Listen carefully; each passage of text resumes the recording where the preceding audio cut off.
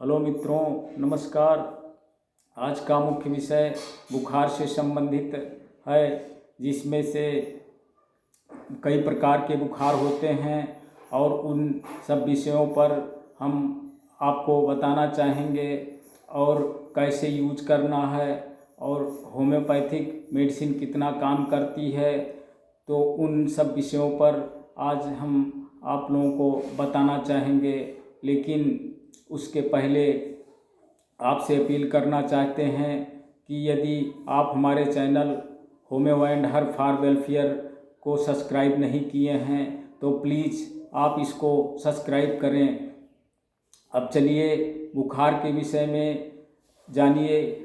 जो सर्दी जुकाम बुखार नज़ला और सुस्ती सी बनी रहती है, उस प्रकार से सामान्य फीवर के लिए और मलेरिया फीवर के लिए 4 मेडिसिन जो मुख्य हैं और बहुत ही कार्य करती हैं, तुरंत कार्य करती हैं, जो इस तरीके से रिक्वेस्ट फार्मेसी में आपको लेना होगा। एकोनाइट नेप्लस 30, ब्रायोनिया 30 और जेल्सीमियम 30 और बेलाडोना आपको लेना होगा WSI फार्मेसी की। WSI की लाल ढक्कन वाली शीशी WSI की लेना होगा। ये दिन में 3 बार 5-5 बूंद की मात्रा में दिन में 3 बार इसका यूज करना होगा। यदि अधिक एक्यूट है और बहुत ज़्यादा परेशानी है तो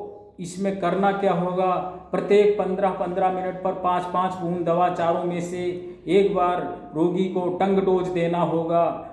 प्रत्येक 15 मिनट पर 3 खुराक दवा 45 मिनट में, यानी 3 खुराक दवा। तो उसको 1 घंटे बाद दर्द बुखार ठंडक लगना और सुस्ती ये गायब हो जाएगी। और अब चलिए सेकेंडरी स्टेज पर चलते हैं, जो जिसको कहते हैं टाइफाइड ज्वर। यदि आपको विडाल टेस्ट में टाइफाइड ज्वर निकला हुआ है तो उसके लिए आपको एकोनाइड ब्रायोनिया बेलाडोना जेल्सीमियम के साथ एक दवा और ऐड कर लेनी होगी। तो उसका नाम है बेप्टिसिया 30 रिक्वेस्ट फार्मेसी की ही लेंगे और उसको भी इसी तरीके से लेंगे। तो ये निश्चित है कि आपका जो टाइफाइड ज्वर है, टाइफाइड ज्वर के सिम्टम्स क्या हैं उसके बारे में जान लीजिए। टाइफाइड ज्वर यदि विडाल टेस्ट नहीं करवा पाए हैं तो फिर भी उसके सिम्टम्स इस तरीके से रिफ्लेक्ट होते हैं, उसके बारे में जान लीजिए। तो टाइफाइड ज्वर में क्या होता है कि भयंकर पीड़ा के साथ साथ में उत्सर्जित मल के द्वारा भयंकर उसमें बहुत भारी बैड स्मेल आता है, बदबू बहुत करता है। यूरिन हो चाहे लैट्रिन हो, उससे बहुत भारी दुर्गंध आता है।